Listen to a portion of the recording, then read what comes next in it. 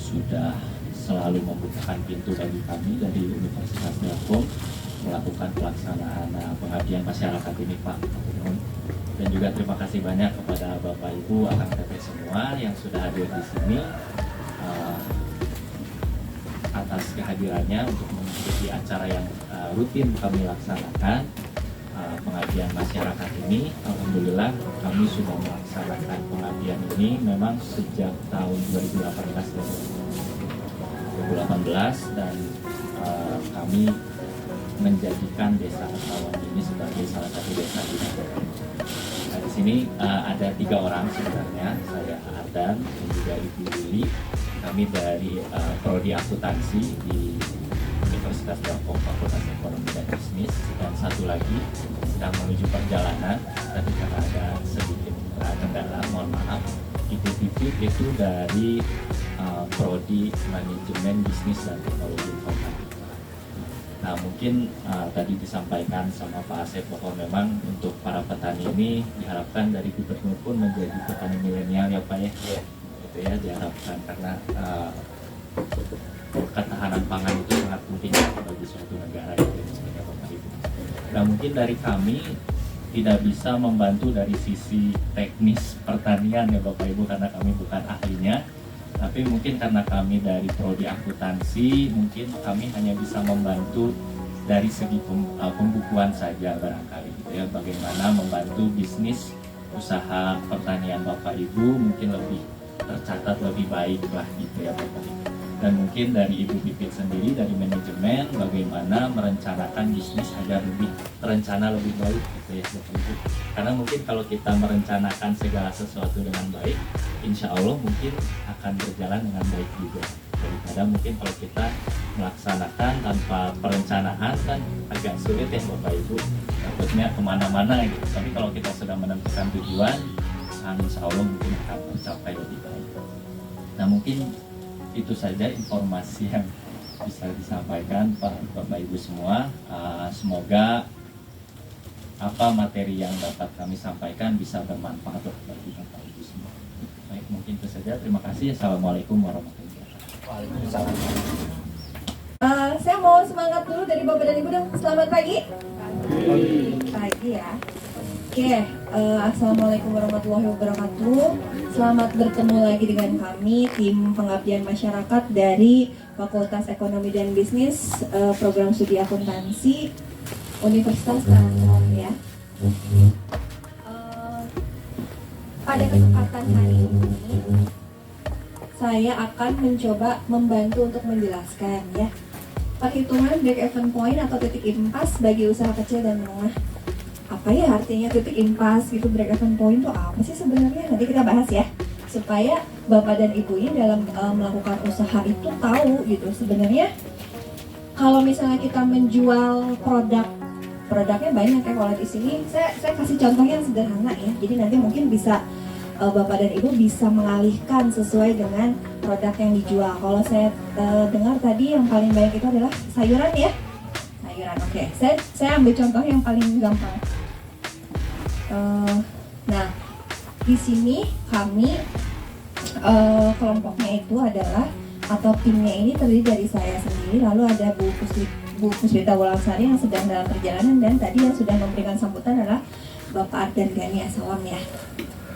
Kami bertiga dan sudah rutin yang tadi seperti Bapak Ardan bilang, kami sudah dari 2018, ini udah lumayan lama ya. Sekarang 2023, udah berapa tahun? 5 ya, alhamdulillah. Oke, sekarang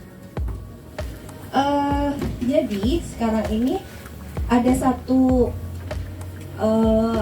informasi gitu ya yang ada di akuntansi. Ini fokusnya di akuntansi biaya ya. Akuntansi biaya itu adalah satu sub bagian dari akuntansi yang khusus. Saya di sini ada ya. Satu sub pokok dari akuntansi itu yang khusus untuk fokus ke dalam perhitungan biaya. Gitu seperti itu ya. Nah, di sini kalau mungkin Bapak dan Ibu yang sudah melakukan usaha tidak asing lagi ya dengan adanya volume penjualan gitu ya, biayanya seperti apa, hubungan biaya, volume penjualan sama keuntungannya itu mungkin sudah ada perhitungannya ya sendiri gitu ya, bagaimana cara menghitungnya. Tapi di sini saya akan memberikan gambaran ya. Sebenarnya usaha itu boleh dikatakan sudah boleh dikatakan mendapatkan keuntungan itu dalam posisi yang seperti apa sih gitu. Apakah dengan adanya penjualan 1 kilo misalnya, 1 kilo apa ya, kembang kol gitu, kalau misalnya baru 1 kilo, apakah sudah dikatakan bisa mendapatkan keuntungan atau belum gitu? Apakah saya harus melakukan penjualan 10 kilo kalau misalnya saya mau posisinya laba gitu, seperti itu ya. Jadi kalau misalnya kadang-kadang kan baru laku 3 kilo aja udah seneng gitu ya, yang penting ada penjualan gitu lah. Tapi sebenarnya kalau di akuntansi nggak seperti itu. Jadi kita harus tahu berapa sih penjualan minimal gitu ya, yang mengakibatkan kalau nanti dihitung itu bisa memberikan laba atau keuntungan atau profit gitu ya. Jadi di dalam pengelolaan usaha kecil dan menengah ini dibutuhkan informasi untuk menentukan dampak perubahan volume penjualan. Volume penjualan itu apa ya? Jumlah kuantitas yang bisa dijual. Tadi kalau misalnya menghasilkan kembang kol, jumlah yang bisa dijualnya itu berapa kilo? Satuannya berarti kilo ya. Gitu. Kalau misalnya kayak timun, kebanyakan sayuran itu satuannya kilo ya. Tapi kalau misalnya nih saya sambil jualan sayuran, tapi saya jualan aqua juga misalnya, air mineral bisa kan? Bisa nggak kalau misalnya di pasar gitu? Nggak, ya bisa ya. Nah, kalau yang aqua itu lebih jelas, misalnya berarti satu unitnya per botol kan? Oke, gitu ya. Jadi berapa botol yang harus dijual supaya kita bisa mendapatkan profit atau laba ya? Karena tadi tingkat penjualan yang lebih rendah belum tentu menyebabkan suatu perusahaan atau usaha itu mendapatkan keuntungan. Oke, jelas ya. Nah, informasi untuk menentukan dampak perubahan volume penjualan dan bauran atau macam-macam produk terhadap laba yang akan didapat oleh perusahaan. Lalu apa saja informasi tersebut? Nah, di sini macam-macam produk.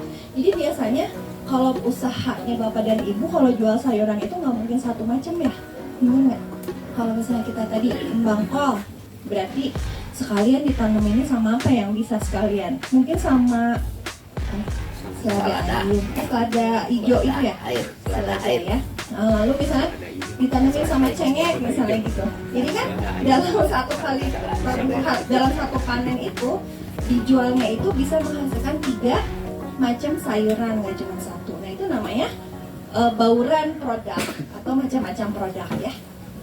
Nah di sini analisis biaya volume laba adalah suatu analisis. Analisis itu apa sih sebenarnya? Analisis itu apa sih? Kita ngapain sih?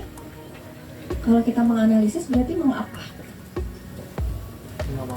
Mengamati, mengkaji lebih lanjut gitu ya. Menghitung juga bisa dikategorikan menjadi analisis. Jadi menganalisis biaya volume laba ini adalah suatu analisis yang dilakukan untuk mengetahui bagaimana pengaruh dari perubahan biaya variabel per unit. Nanti satu-satunya saya jelasin ya. Ini hanya di analisis biaya volume laba ini adalah suatu analisis yang dilakukan untuk mengetahui bagaimana pengaruh perubahan biaya variabel per unit terhadap laba ya, perubahan total biaya tetap terhadap laba, volume penjualannya terhadap laba, komposisi penjualan terhadap laba, dan harga jual per unit terhadap laba.